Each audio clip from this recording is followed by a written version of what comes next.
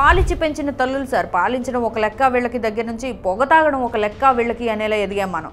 నిజంగానే ఎదిగాం. ప్రపంచంలోనే 2వ స్థానంలో భారతదేశం ఉమెన్ స్మోకింగ్లో ఉందంటే ఎంత ఎదిగామో అర్థమవుతుంది కదా. అసలు ఈ స్మోకింగ్ ఇండియన్ ఉమెన్కి ఎలా అలవాటైంది, ఎవరు అలవాటు చేశారు తెలుసా?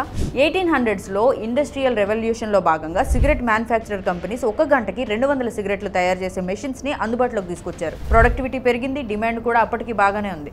స్టైలు, ట్రెండ్, స్ట్రెస్ పేరుతో ఈ సిగరెట్ కంపెనీస్ అన్నీ కూడా మగవాళ్ళకి వీటిని బాగా అలవాటు పడేలా చేశాయి. ఆ తర్వాత వ్యాపారాల్లో లాభాలు ఎక్కువగా రావడంతో దీన్ని మరింత పెంచాలన్న ఉద్దేశంతో ఏటీసీ ఓనర్ జార్జ్ హిల్ వాళ్ళ పిఆర్ని పిలిచి దేశ జనాభాలో 50% ఉమెన్ ఉన్నారు, వాళ్ళు కూడా కంఫర్టబుల్గా స్మోక్ చేయడానికి అలవాటు పడితే మన మార్కెట్ మరింతగా ఎక్స్పాండ్ చేయొచ్చు అని చెప్పాడు.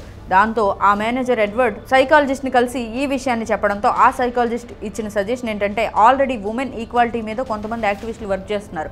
ఆ స్లోగన్ని స్ట్రాంగ్ చేస్తూ టార్చెస్ ఆఫ్ ఫ్రీడమ్ అనే స్లోగన్తో స్మోక్ చేస్తున్నట్టు యాడ్స్ చేసి ఈ పెరేడ్స్లో ఎక్స్ప్లోర్ చేస్తే ఇది వర్కౌట్ అవుతుంది అని చెప్పి సలహా ఇచ్చాడు. ఇక అప్పటి నుంచి స్మోకింగ్ ఈక్వల్స్ టు కూల్ అని, బాడీ స్లిమ్మింగ్ మెడికేషన్ అని 1915s వరకు సాగింది. క్యామెల్ సిగరెట్స్ కంపెనీ ఒక అడుగు ముందుకేసి డాక్టర్స్ అప్రూవ్డ్ సిగరెట్స్ కూడా మార్కెట్లోకి తీసుకొచ్చి ట్రెండ్ చేశాయి.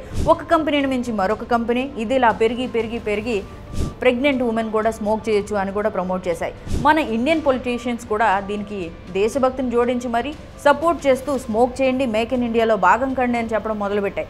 ఇలా ఎవరి స్వార్థం కోసం వాళ్ళు ఆడిన ఆటలో గొర్రెల్లా బలైపోయి స్టైల్ అని, ట్రెండ్ అని, స్ట్రెస్ అని హెల్త్లు పాడు చేసుకుంటూ అమ్మదనానికి దూరమైంది మనం కదా. ఒకసారి ఆలోచించండి. ఈ వీడియో మీద మీ ఒపీనియన్ షేర్ చేయండి.